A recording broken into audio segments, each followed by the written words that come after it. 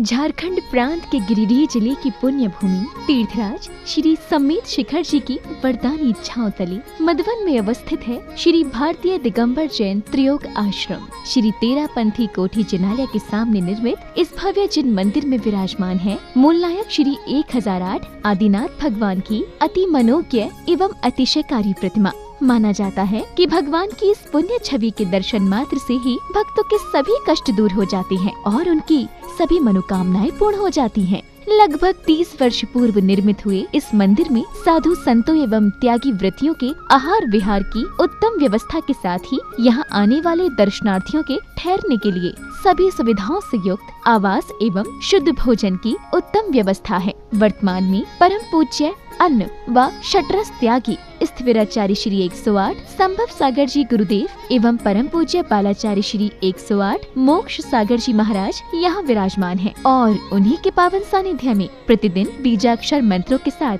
भगवान का अभिषेक एवं शांति धारा की जा रही है। परम पूज्य गणनी आरिका श्री 105 पुनीत चैतन्यमती माता जी के मंगल निर्देशन में प्रतिदिन होने वाली भगवान की अभिषेक शांति धारा में सम्मिलित हो अपना कल्याण करें। शांति धारा की नछावर राशि एक दिन की शांति धारा मात्र 2100 रूपए, एक माह की शांति धारा मात्र 21,000 रूपए। निवेदक श्री भारतीय दिगंबर जैन त्रियोग आश्रम कमेटी। अधिष्ठाता श्री प्रदीप भैया। अध्यक्ष श्री नरेंद्र कुमार जैन गुड़गांव।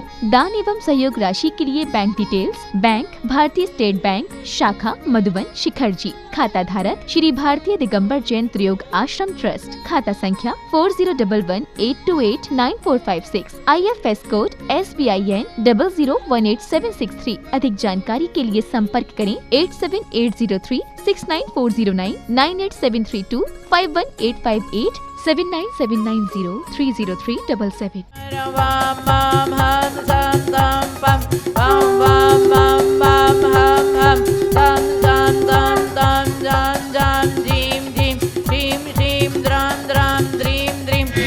द्रावय ओम नमः रते भगवते श्रीमते पवित्रतर जलेनाभिषेक करोमि स्वाहा। ओम ह्रीं श्रीं क्लीं ऐं अरं वं मं हं सं तं पं वं वं मं मं हं हं सं सं तं तं पं पं झं झं झीं झीं छीं छीं द्रां द्रां द्रीं द्रीं द्रावय नमो अर्हते भगवते श्रीमते ओम ह्रीं क्रोमरम् अस्माकम् आचार्य संभव संघस्थित मुनि त्यागी श्रावशेतरम शिवदाम सवशेखराम स्वभुजगानाम अस्माकम श्रीचक्र महाविधान उपस्थित समस्त इंद्रादि परिवार से सर्व संकट आदि विवादी शांति गुरु शांति गुरु संकट निवारण गुरु स्वाहा। ओम ब्रीम श्री पार्श्वनाथाय धनेन्द्र पद्मावती चैताय ठमलौरी स्मे स्मो स्मै स्मो स्मा कलिकुंड दंड स्वामी नतुल बल वीर्य प्रक्रमाय अस्माकं सर्व सेवकानां सर्व इंद्र इंद्राणी भक्तजनानां सिद्धचक्र महामंडल विधिनी सर्व श्रावक श्राविका मुनि हरिका सर्वशाविका चतुर्विध संघस्य मम पुण्य चैतन्यमत्या पदेवेश पदंदनस्य मम सर्व आकांक्षा दीपा मोनिका नीलमय सर्व शांतिरेख शांतिरिग्नत शांतिक्षाम शांति कुमारस्य सर्व शांतिरेख शांतितां शांति कुमारस्य शांति गुरुकुल सरिता सरलाय किरण कुसुम सर्विघ्नत शांतितां सर्व विघ्न निवारणं सुशीलस्य अक्षस्य सर्विघ्नत शांतितां सर्व कार्यस्य निकुंजस्य परिवारस्य विघ्नत शांतितां अस्मिन् स्थाने उपस्थित सर्व भक्त जनानां शांतिधारा देखने वाले करने वाले सर्व विद्यतां मम त्रियोग आश्रम स्थाने देश शाकिनी आदि भयोपशमनं गुरु गुरु आत्मविद्यां रक्ष रक्ष पर विद्यां छिंद छिंद बिंद बिंद रोम फट स्वाहा।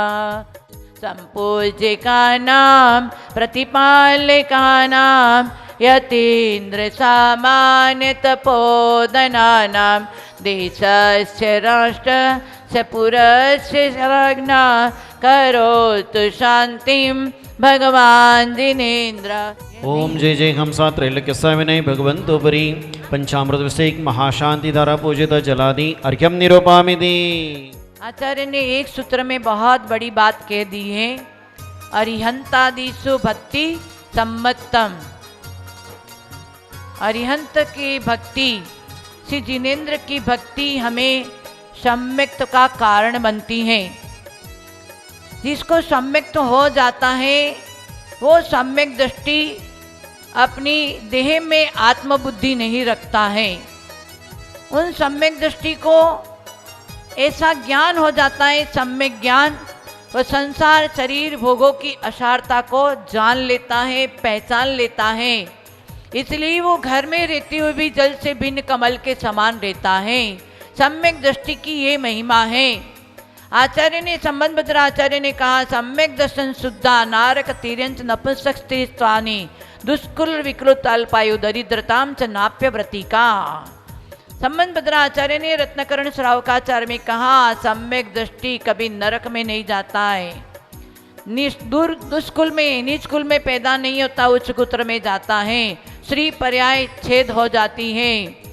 हाँ, नारक तिर्यंक नपुंसक स्त्री चाली, तिर्यंच नहीं बनता है, नपुंसक नहीं बनता है, दुष्कुल नहीं होता है, ऐसे दरिद्र कभी नहीं होता है। ये सम्यक दृष्टि की महिमा है। और सम्यक दर्शन की बात जैन दर्शन में, जैन धर्म में ही मिलेगी।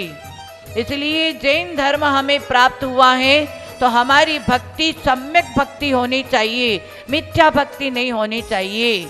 आज तक हम मिथ्या भक्ति करते हुए आए, प्रभु के चरणों में जिनेंद्र की भक्ति करते हुए हम याचना करते, प्रार्थना नहीं करते। याचना करने वाला मिथ्या दृष्टि होता है और प्रार्थना करने वाला सम्यक दृष्टि होता है।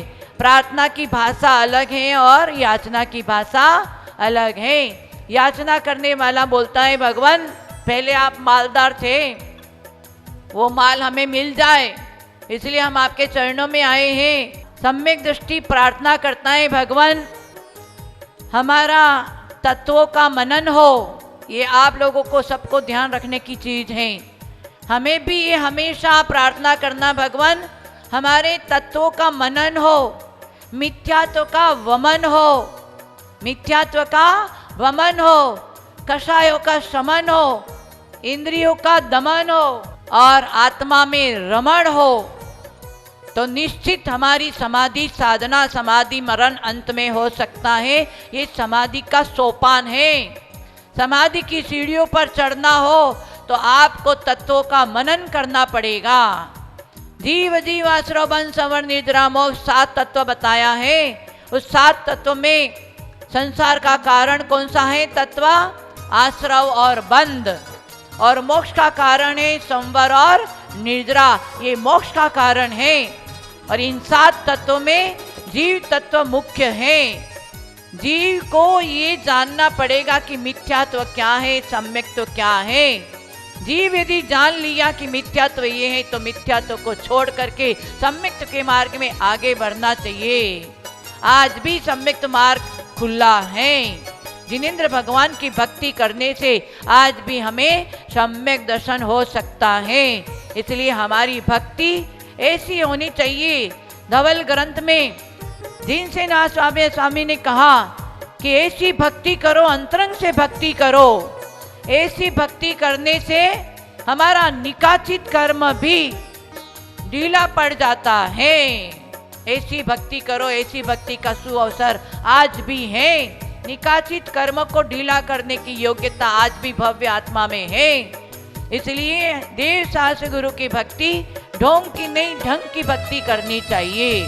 हाँ, गुरु भक्ति प्रभु भक्ति सतेर मुक्ति, इतनी अच्छी बात बताई। प्रभु की भक्ति मुक्ति का कारण बनती है। इसलिए जो मुक्ति का भाव है, इच्छा है, तो हम पहले तो हमारी इच्छाएं को शांत करना पड़ेगा।